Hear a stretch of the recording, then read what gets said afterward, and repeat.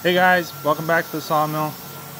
Today we got something really unique and I've never seen it before in person or ever had the opportunity of sawing it, but today we get to saw some bird's eye oak.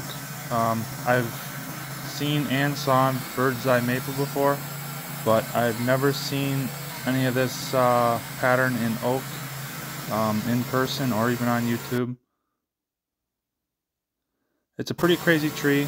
I didn't know what I was getting into when I first started sawing it. I saw the defects on the outside. I thought it was burls or just little defects underneath the bark, but it actually goes into the last about 20 years of the growth of the tree.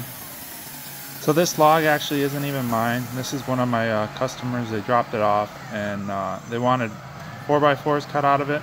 But first I'm gonna saw these jacket lumber off, and then I'm gonna get the 4x4s out of the center where there's no bird's eye oak on it. So I'm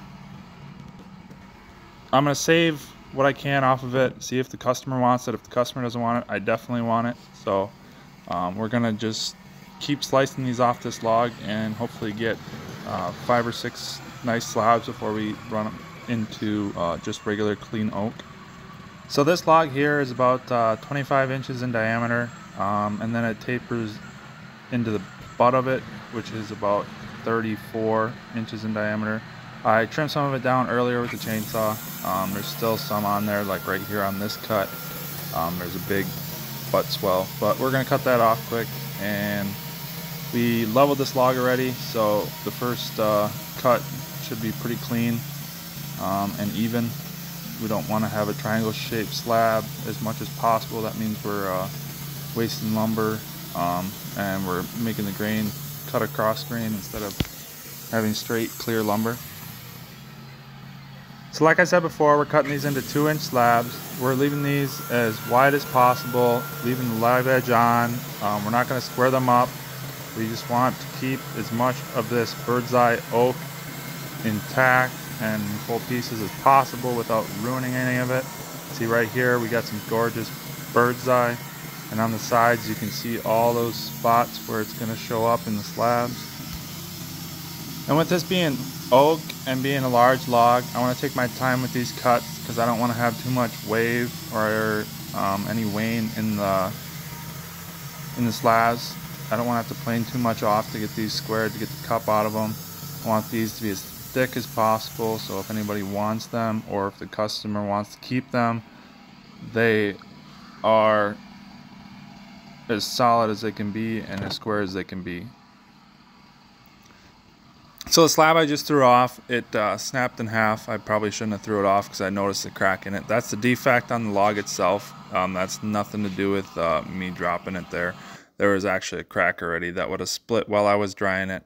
Here we can see all that bird's eye in there, and we can get better angle at how big this log is. So with this log having a lot of taper on it, it takes a lot to get that log turner to turn this around. Sometimes it doesn't want to sit right and hold while I flip it, so we take our time when we're trying to flip this. I can usually flip it by hand if I need to, but we got a hold of it just enough so that we can flip this over and get to the next cut. So on the side of this log you can faintly see that there is a black line going down the center of it. That is where that one cut came off and the board split in half. That is a defected line, so that's where there was either a scar or a split earlier in the tree's life. Here we can see all that bird's eye oak. It's a very distinct characteristic. This stuff would look great in a table or some shelves or on an end table, coffee table, really anything. This stuff really sticks out, especially when you put some stain over it.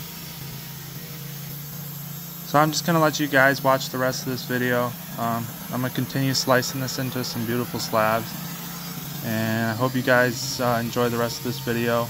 And if you're new to the channel, please subscribe and follow me for some more lumber and sawmill content.